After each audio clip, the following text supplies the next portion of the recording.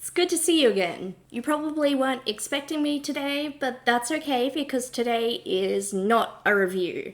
I wanted to do something more casual and talk about my top 5 picks for board games for your tabletop role-playing game group. Sometimes someone can't make it, or you guys just don't have it in you, or session prep has gone horribly awry, and I think there are plenty of us who are also into board games that this video might be interesting. The first thing I want to say is I haven't played Role Player, which feels like it should be included, but I don't want to recommend anything to you guys without having an idea of how it plays. I haven't even read the rules to that one, and I've owned the base game for Role Player for a few years now. So my first choice is a little bit unusual, and I don't think it'd be one that everyone would gravitate towards.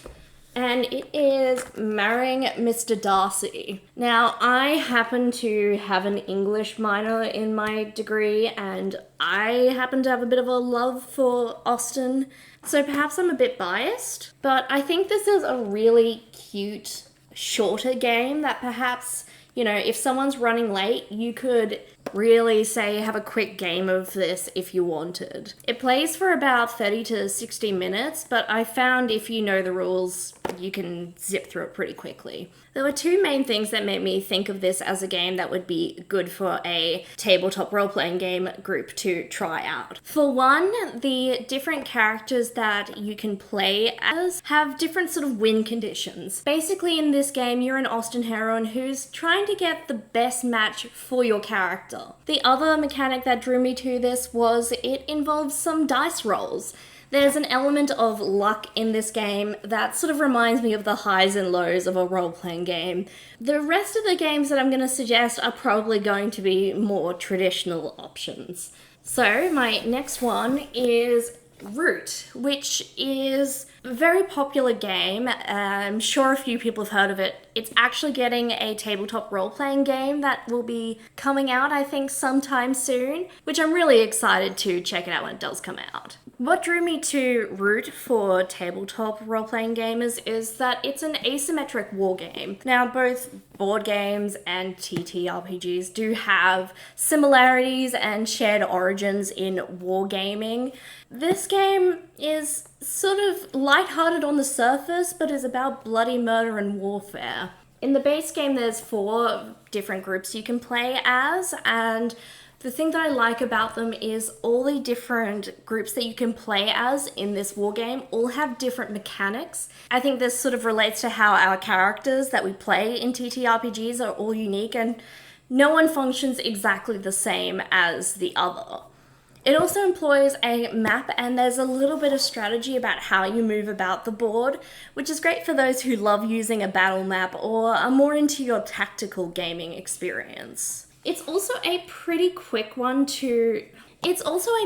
game to set up and plays for about an hour to an hour and a half. So it can be just a nice little debrief if you've had a session and you guys just want to have bit more time together. The next game I am going to show you has also recently been turned into a tabletop role-playing game, and that is Sentinels of the Multiverse. Sentinels is a card game, and we're also moving into my cooperative games where everyone plays together to work towards a common goal. So you and your friends play a team of superheroes trying to take down a villain in an environment.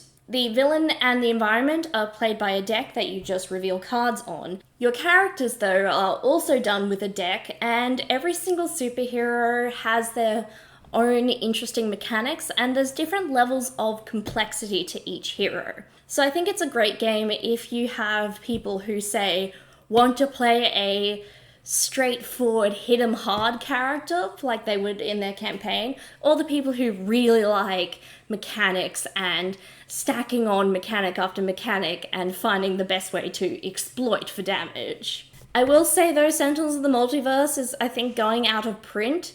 So if you see a copy, I do encourage you to pick it up, and there is a Steam version. I don't own a copy of it, but there's also a tactical Sentinels of the Multiverse game. Something I like about this world is it's more of a tribute to comic books rather than straight up a game featuring Superman and Batman.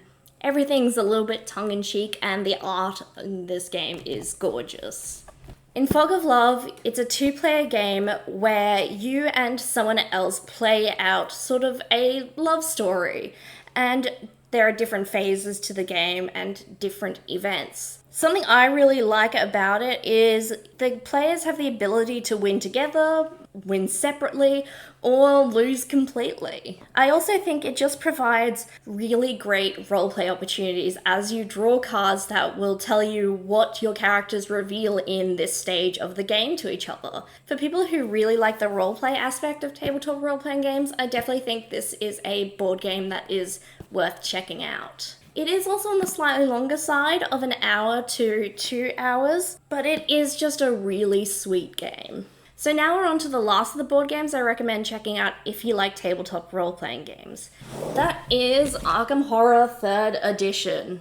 I really like that the board is modular, meaning you can swap it around, there's all new scenarios to play through, and each game goes a little bit differently. I think the official one is 2 to 3 hours. I found it's 2 to 3 hours if you're really efficient about the setting up and packing up. It is a game with a lot of components and a lot of moving pieces, but I happen to love it. Arkham Horror was first created so people could play a Call of Cthulhu game without a keeper. Well, that's all for today's slightly different video. I hope you guys enjoyed this one today. If you guys have any thoughts on board games you would recommend, please pop them down below. And I'll see you another time. Bye!